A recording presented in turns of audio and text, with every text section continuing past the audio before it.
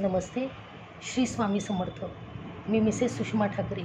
आज आपल्याला नवीन विषय घेऊन बोलायला आलेली आहे की स्त्रीमध्ये सहनशीलता ही जन्मजात देवाकडूनच आपल्याला एक मिळालेलं वरदान आहे.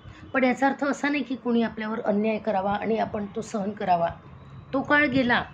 50 वर्षापूर्वी परिस्थिती वेगळी होती, पण आता स्त्री शिकली आणि तिच्या हातात लेखणी दिली सावित्रीबाई फुलेंनी आणि ती आता काम करू लागली आहे. खूप मोठ्या हायर पोझिशनवर त्या काम करतात आहे.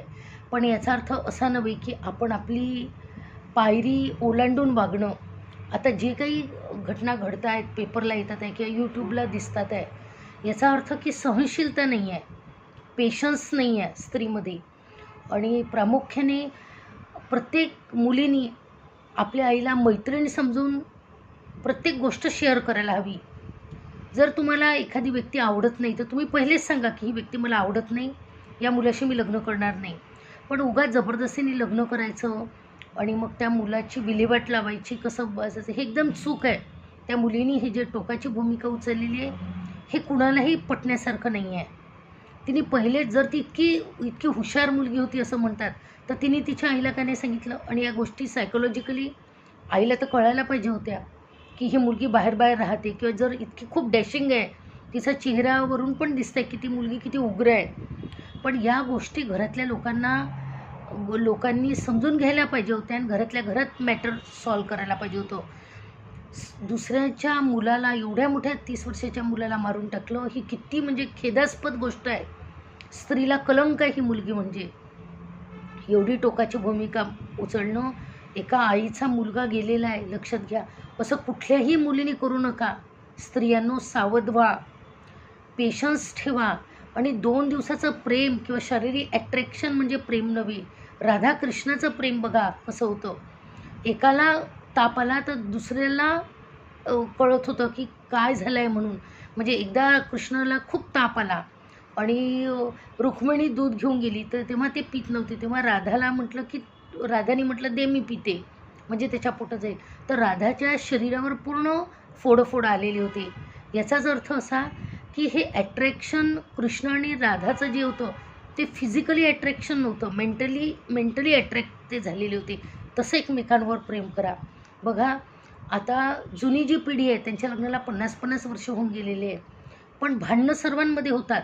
पण याचा अर्थ असा नव्हे, कुणाच्या पण मुलाला असं मारून टाकणं किंवा हत्या करणं हे एकदम लज्जास्पद आहे. स्त्रीला कलंक आहे. असं कधी करू नये. आणि ज्या मुलींची अफेअर्स आहे किंवा ज्यांच्यावरही खूप प्रेशराईज केलं जातं, ज्यांना बोलता नाही येत, तर त्यांनी पहिलेच निर्णय घेऊन मोकळे व्हा. लग्न करायचं असेल तर करा, नसेल करायचं तर करू नका. सरळ सांगा की लग्न करायचं नाही.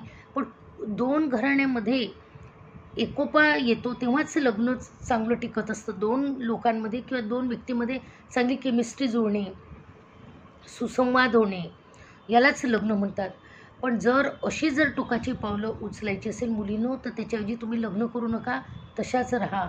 पण एका स्त्री जातीला कलंकित करू नका. बघा, याच भूमीमध्ये जिजाऊ जन्मल्या, त्यांनी स्वराज्याची रचना केली, त्या एकट्या राहिल्या.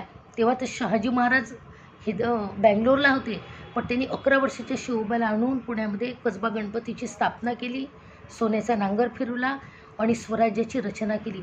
ही स्त्री कुठे गेली आहे? कुठे लोप पावलेली आहे? आपल्याचमध्ये ही स्त्री आहे, लक्षात घ्या.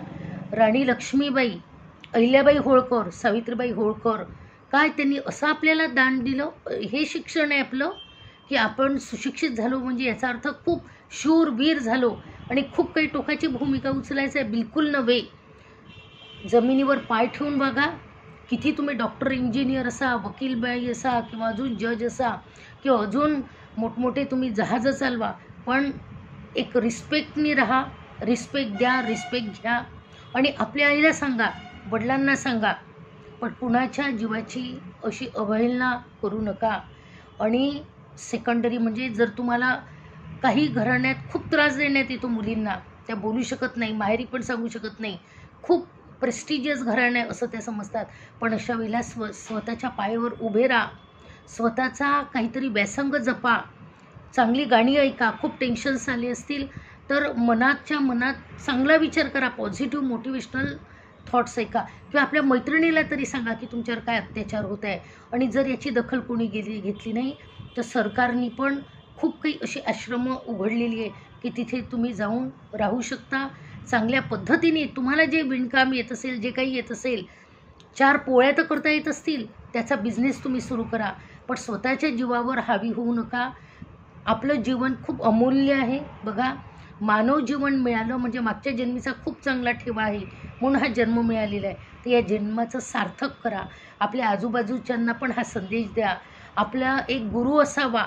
श्री स्वामी समर्थांचा जप करा. ज्या महिला खूप अडचणीत असतील, त्यांना कळत नाही आता काय करू, आणि खूप असतात अशा घरात, मोठमोठ्या घरात प्रॉब्लेम असतात, अशा वेळेला आपल्या कुलदैवतेचं नामस्मरण करावं. श्री स्वामी समर्थांचा जप करा. जवळ कुठे मंदिर असेल तर तिथे जाऊन येत चला. संध्याकाळच्या वेळेला शुक्रवारला जाऊन येत चला. आपल्या उंबऱ्याची पूजा करा. बघा, त्या घरात लक्ष्मी नांदेल आणि शांतता पण प्रस्थापित होईल. झालेली सेवा मी माझ्या सद्गुरू चरणी अर्पण करते. श्री स्वामी समर्थ.